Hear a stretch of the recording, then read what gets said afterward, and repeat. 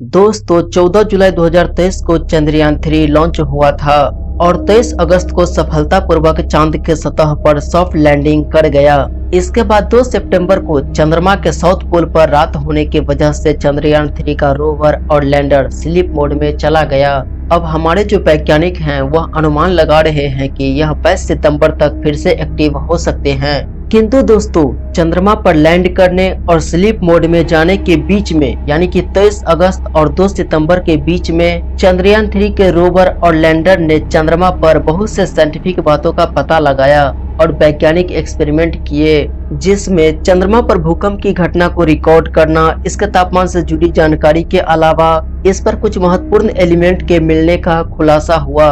तो दोस्तों आज के इस वीडियो में हम चंद्रयान 3 के इन्हीं महत्वपूर्ण उपलब्धियों और यह डाटा हमारे लिए किस तरह से उपयोगी हो सकता है इसके बारे में जानने वाले हैं। तो मेरा नाम है राहुल और आप देख रहे हैं नॉलेज फैक्ट। तो चलिए वीडियो को शुरू करते हैं।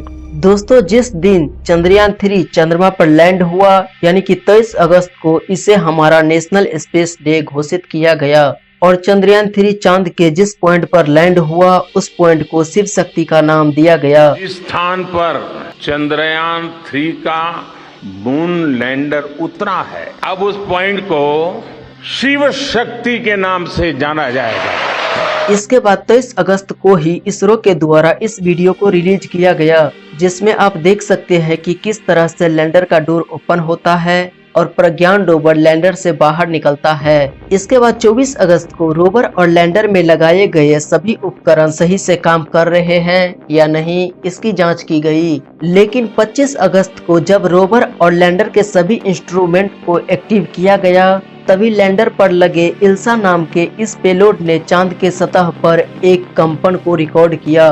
दरअसल हुआ कुछ यूं कि इल्सा नाम का जो पेलोड है उसे चांद के सरफेस पर प्लेस किया गया था, जैसा कि आप वीडियो में देख सकते हैं। यह हमारे पृथ्वी पर जो सिस्मोग्राफ होता है ना, यानी कि भूकंप को मापने वाला यंत्र, उसी का एडवांस वर्जन है जो भूकंप जैसे किसी कंपन को रिकॉर्ड करता है। और बाद में इसरो ने यह क्लियर करते हुए कहा कि यह हमारे लैंडर या रोवर के द्वारा उत्पन्न वाइब्रेशन नहीं था, यानी कि प्रोबेबली यह हो सकता है कि चंद्रयान 3 ने चांद के अर्थक्वेक को या यूं कहे कि मून क्वेक को रिकॉर्ड किया। इसके बाद 27 अगस्त को चंद्रयान 3 के विक्रम लैंडर में लगे चास्ट पेलोड ने अपना पहला ऑब्जर्वेशन शेयर किया। चास्ट पेलोड को कुछ इस तरह से डिजाइन किया गया है कि यह चंद्रमा के सरफेस में लगभग 10 सेंटीमीटर गहराई तक पहुंच सके और इसमें 10 अलग अलग थर्मल सेंसर लगा हुआ है। इस पेलोड ने जब चंद्रमा के सतह से 10 सेंटीमीटर पेनिट्रेट करके टेम्परेचर मेजर किया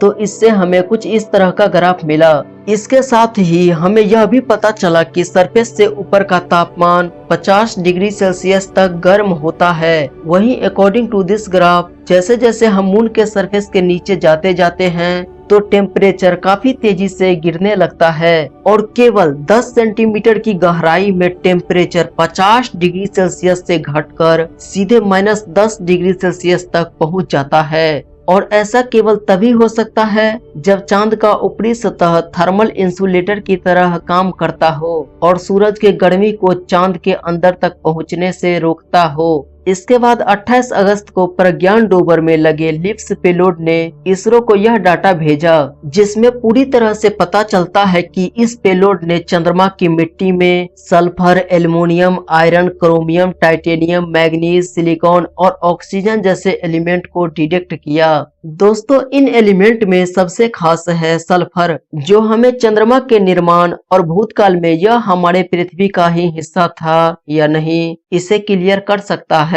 किंतु दोस्तों सल्फर चंद्रमा के इतने बड़े रहस्य को सुलझाने में हमारी मदद कैसे कर सकता है, इसे हम अगले वीडियो में जानेंगे। तब तक वीडियो यदि पसंद आया हो तो इसे लाइक और दोस्तों के साथ शेयर करना न भूले। धन्यवाद।